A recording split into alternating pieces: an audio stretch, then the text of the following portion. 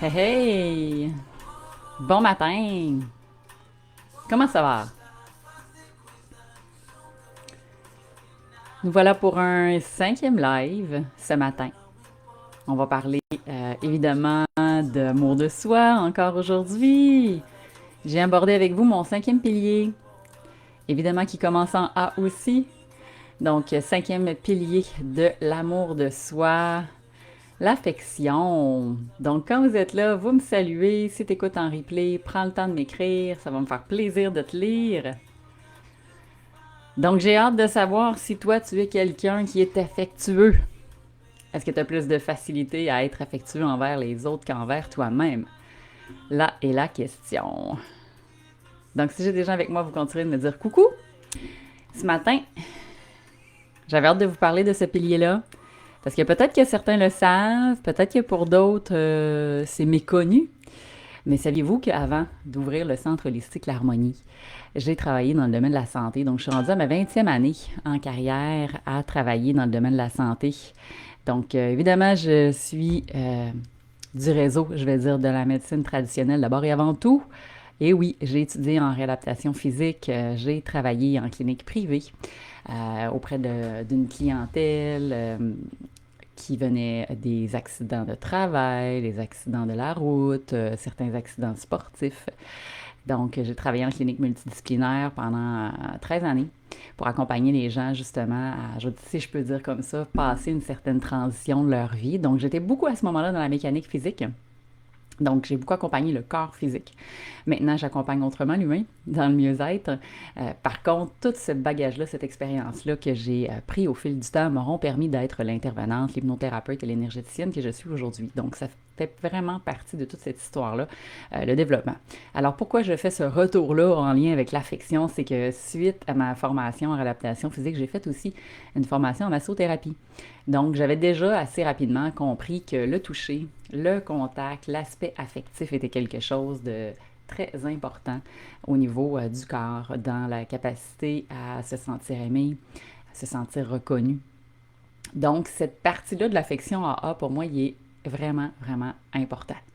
Puis, ce que je réalise et ce que j'ai réalisé aussi par moi-même pendant toutes ces années où j'ai accompagné les gens au niveau un peu plus de l'accompagnement, si je peux dire une forme de thérapie physique, à ce moment-là, ce que j'ai réalisé, c'est que le contact, le toucher, était souvent un espace où les gens se sentaient relativement vulnérables. Dans ce sens où si je viens parce que j'ai une tendinite, j'ai une blessure, j'ai une entorse, ça semble logique d'aller prendre soin de soi au moment où j'ai une blessure. Par la suite, quand j'ai ouvert ma clinique, où je faisais de la massothérapie essentiellement, ce que j'ai réalisé, c'est quand venait le temps d'être soit dans l'aspect préventif ou de simplement aller se faire masser pour un massage de détente, pour calmer le stress, pour se donner de l'amour, pour s'autoriser un moment de pause, il y avait quelque chose d'un petit peu moins ancré. C'est-à-dire certaines personnes naturellement l'avaient, mais ce n'était pas tous. Donc, il y a comme une idée, puis vous me direz si ça vibre pour vous, là, pour ceux qui soient du Québec, du Canada ou ailleurs, parce que j'aimerais connaître votre opinion, votre point de vue là-dessus au niveau culturel. Est-ce que c'est facile pour vous d'entrer en contact avec les gens? Et est-ce que c'est facile pour vous de laisser entrer les gens dans votre bulle et d'être dans cette présence-là affective? Est-ce que vous aimez, vous, quand les gens naturellement y arrivent, vous donnent des becs sur les joues, vous font des câlins? Comment vous réagissez à ça? Donc ça, c'est une question qui est super intéressante à se poser pour voir le niveau de confort. Peut-être qu'avec un certain groupe d'individus, vous êtes super à l'aise, alors qu'avec des gens inconnus, vous êtes moins à l'aise. Peut-être que peu importe c'est qui, vous, les bras sont grands ouverts et vous êtes toujours content d'accueillir les gens. Ce que j'ai, moi, par contre, réalisé au fil du temps, c'est que j'avais un petit côté quand même sauvage qui, au fil de ma pratique en massothérapie, m'ont permis d'aller, si je peux dire, un peu genre désensibiliser, si je pourrais exprimer ça comme ça, cette espèce de sensation où initialement, moi j'avais de la facilité à entrer dans la bulle des gens, être en contact avec l'autre. Par contre, quand moi venait le temps que les gens entrent dans ma bulle et soient en contact physique, c'était moins facile. Évidemment, ça s'est amélioré au fil du temps. Rappelez-vous cette idée de pilier de devenir le meilleur ami et devenir amoureux de ta propre personne. J'ai appris au fil du temps à m'offrir cette affection-là. Et combien de fois en tant que massothérapeute, puis là, s'il y a des massothérapeutes dans la salle, j'ai vraiment envie de vous entendre. J'avais cette discussion-là avec une collègue l'autre semaine, puis je trouvais ça intéressant parce que je pensais que c'était la seule que j'étais la seule qui m'était posé cette question-là. Quand j'étais massothérapeute, je me demandais toujours, parce qu'évidemment, quand tu es dans le domaine, des fois, bon, soit tu as plus d'exigences, tu as des critiques, ou tu peux à la fois aimer ça beaucoup, un peu de n'importe qui, mais peut-être que tu sortes d'approche où tu es un petit peu plus spécifique, t'aimes ou t'aimes moins. Puis je me disais toujours, j'aimerais tellement ça pouvoir rencontrer euh, une massothérapeute qui m'offre mon propre massage. Et ça, combien de fois je me suis posé la question et j'ai trouvé ça fascinant avec Chantal Dumont. Si tu m'écoutes, Chantal, tu m'écriras ici. Où elle s'est posé cette question-là aussi récemment quand on avait notre atelier de co-développement en équipe ici au centre avec les collaboratrices. Puis j'ai trouvé ça fascinant. Ben, j'ai fait ah ouais, je suis pas toute seule qui un jour s'est posé cette question-là. Comment ce serait de recevoir le propre massage que j'offre? Fascinant, hein?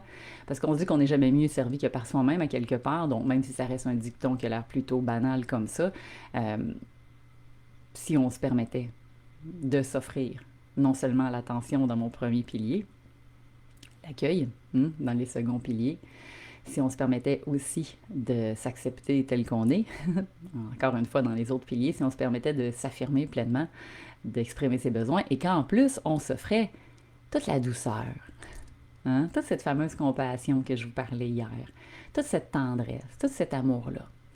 Tu sais, si on pouvait être avec soi comme on s'adresse aux autres autour de nous, qu'est-ce que ça changerait? Comment tu pourrais nourrir un peu plus ce lien-là à chaque jour envers toi-même? Tu sais, c'est encore une question de donner recevoir, hein? On est beaucoup dans une culture ici où on a appris l'importance de donner, puis... Mais derrière ça, des fois, il y a des mécanismes inconscients cachés où parfois on donne pour recevoir beaucoup. Ça, c'est un autre conflit, on pourra en discuter dans un autre live. Donc, c'est quand, toi, la dernière fois? C'est cette question-là que j'ai envie de te poser aujourd'hui. C'est quand, la dernière fois, que tu t'es accordé la douceur, la tendresse, que tu t'es permis de ralentir? Ça fait-tu longtemps? Est-ce que c'est plus facile de te l'offrir ou bien aller vers quelqu'un en termes de service, qui est tout à fait juste également, pour pouvoir aller, toi, peut-être, recevoir un massage, te faire du bien, t'accorder une journée de repos. Donc, au niveau de l'affection, aujourd'hui, ce que j'ai envie de faire soulever chez toi, c'est quels sont les petits gestes affectueux que tu pourrais t'offrir au quotidien ou si tu n'arrives pas, toi, à identifier qu'est-ce que tu aimerais. Identifie quand les autres se comportent d'une certaine façon avec toi, quand les autres posent ces gestes-là. Tu sais, l'affection, ça peut être à travers le contact physique, mais il y a différents contacts possibles au niveau du langage de l'amour. Gary Chapman, si vous n'avez pas lu ses ouvrages, j'adore, ces 5 langages de l'amour, où finalement, il parle de différentes façons. Comment vous vous parlez à vous-même? C'est quoi votre discours intérieur, votre propre langage? Est-ce que vous êtes dur? Est-ce que vous jugez, vous critiquez? Vous avez tendance à vous parler avec des paroles douces, bienveillantes, encourageantes? Est-ce que vous êtes capable de vous célébrer? Donc, ça, c'est, encore une fois, une façon de plus de vous accorder cette douceur également. Ça pourrait se faire autrement, par de petites attentions, des petits plaisirs de la vie que vous vous permettez, un peu comme des surprises, des gâteries, des cadeaux, appelez ça comme vous voulez, que vous vous permettez. Donc ça aussi, c'est une autre façon d'aller nourrir cette affection envers soi-même à travers les langages de l'amour. Et évidemment, pour moi, l'un de mes favoris dans mes 5 langages, ce sont ces fameux moments de connexion. Donc, non seulement connexion profonde avec l'autre, mais aussi connexion profonde avec moi. Quand je m'accorde un espace de repos. Des fois, ça passe à travers un rituel de cacao, tout simple, en écriture inspirée, ou ben, ça c'est mon truc, hein, vous trouverez le vôtre, où je prends le temps d'écrire, comme si je pouvais prendre le temps de connecter avec mon âme, avec qui je suis, avec qu'est-ce que j'ai de besoin, qu'est-ce qui me fait plaisir. Donc, c'est une autre façon au niveau de la connexion d'entrer en relation avec soi et de s'accorder cette douceur-là. Et bien des fois, ben, c'est aussi en s'offrant un week-end, en se permettant des vacances. Bonjour Marie! Bon matin à toi! Ben, tant mieux si les questions, ça peut te permettre de t'apporter cette réflexion-là. Je sais pas si tu es toujours en voyage, ma belle Marie, mais tu m'écriras ça. Je pense que c'est une belle façon de s'accorder de la douceur, ça, les vacances. Je m'en viens meilleur. Ça s'en vient plus, les vacances, pour moi. Donc, ce sont tous des questions très simples, des petits gestes au quotidien. Puis aujourd'hui, j'ai envie de vous offrir un geste psychomagique, quelque chose que je fais faire souvent dans mes ateliers de groupe. qui d'ailleurs ne vient pas de moi, mais je vais quand même honorer une de mes psychologues de l'époque, hein, parce qu'on a tout un bagage et un passé. Puis elle m'avait dit à un moment donné, tu sais, Josée, c'est ma métaphore de Marie-Thérèse que j'adore, une métaphore que j'ai inventée, qui raconte en fait que c'est l'histoire d'une femme qui a beaucoup donné et qui finalement son puits d'amour est tombé à sec. Hein. C'est une histoire d'agriculture dans la métaphore, mais tout ça pour dire que cette femme-là, Marie-Thérèse, est arrivée à un moment où elle avait plus rien à donner. Donc, cette psychologue-là, à l'époque, me dit, est-ce que ça se peut, Josée, que dans le rôle de la maternité, avec les responsabilités, tu sois rendue au bout? Et je me disais, je peux pas croire. Je les aime, mes enfants, je leur donnerai ma vie, tu sais. Mais pourquoi que je suis impatiente? Pourquoi je crie après eux? Pourquoi tout d'un coup, là, je me transforme en monstre quand je suis avec eux, alors que c'est pas du tout le genre de mère que je souhaite être? Puis elle m'avait dit à ce moment-là, hein, parce que moi, le processus d'éveil s'est déclenché beaucoup avec la maternité et les enfants. Elle m'avait dit, tu pourrais faire un geste très très simple et un rituel, José, à chaque jour pour remplir ton puits d'amour. Puis là, je me disais aussi qu'elle s'en va avec son affaire. Fait que je m'étais décoré un beau bocal, que j'avais mis plein de belles paroles dessus, un pot en verre transparent, à travers lequel je pouvais évidemment voir comment le puits se remplissait. C'était symbolique, mais aussi visuel. Et parallèlement à ça, j'avais fait une liste d'éléments qui me faisaient du bien. Des petites choses au quotidien. Et moi, à ce moment-là, au moment où j'avais besoin vraiment de recommencer à remplir mon puits, il y avait un ancrage. Puis je l'ai peut-être déjà raconté, mais je le redis ici, qui était pourquoi quand je suis en camping, j'ai plein d'ancrages, c'est super wow, mais quand je suis à la maison, il y aurait certaines choses que je pourrais intégrer qui seraient aussi wow puis qui me feraient du bien. Et je l'étais partie de là.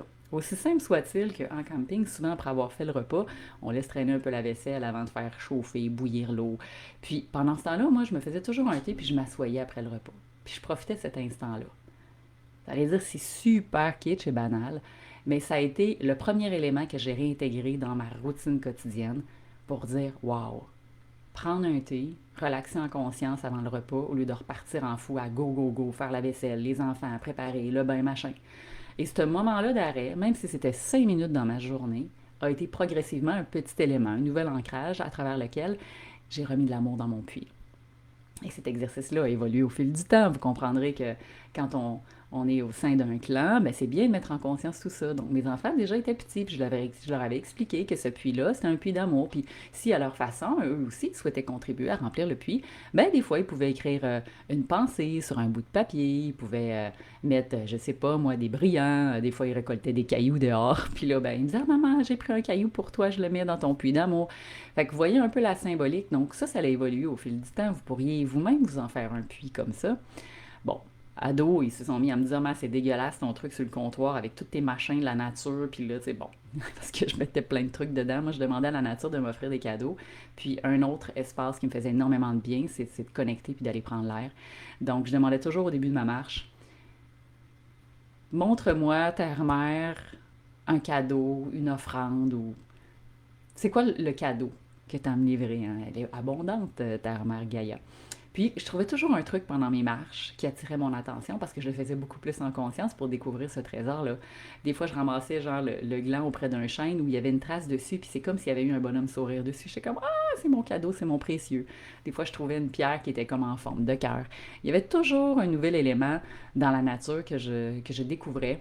Et un peu comme un trésor, je le ramenais avec moi et je le mettais dans le puits d'amour. Comme quoi, cette journée-là, je m'étais choisie, j'avais pris le temps d'aller marcher et en plus, je ramenais quelque chose de symbolique. Donc, si vous avez envie de vous en faire un puits d'amour, ça fait partie des exercices que je pratique quand je fais mes processus transformationnels, donc dans les enseignements, dans les outils que je laisse aux femmes que j'accompagne dans les groupes. Et vous voyez, ça a été un exercice très simple, proposé par une de mes psys à l'époque, que j'aurais pu jamais faire, mais que je me suis engagée envers moi-même à m'offrir plus d'affection et d'amour. Parce qu'un des grands conflits, je pense, de la nature humaine, c'est tellement d'attendre que tout cet amour-là provienne de l'extérieur. Et quand on réalise, moi j'aime dire que nous sommes des enfants de la source, des enfants du plein, et bien finalement, tout cet amour-là, on est tout à fait légitime déjà de l'apprendre, elle est partout, en fait.